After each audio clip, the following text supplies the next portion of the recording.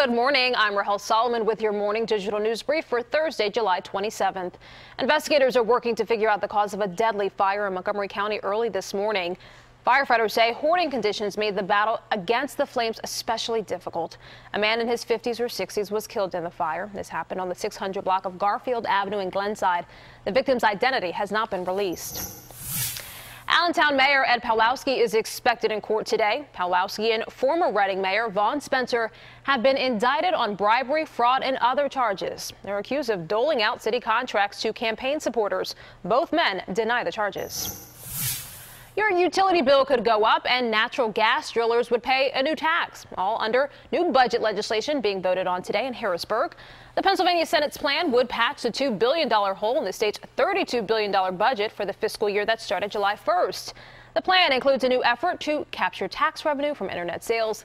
The legislation, however, could face opposition in the House before it heads to Governor Tom Wolf.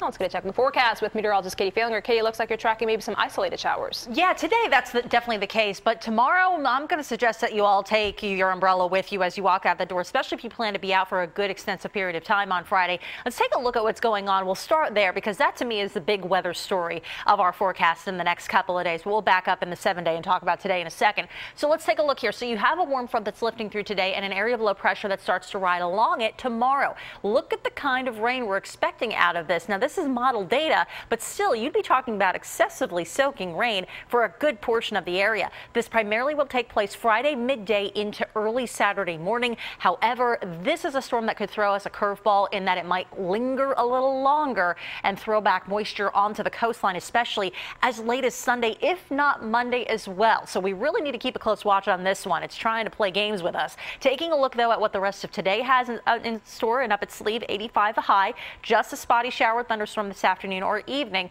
Very classic summer-like forecast. We'll drop down to just 72 tonight, still with that possibility of a thunderstorm just in the evening time frame.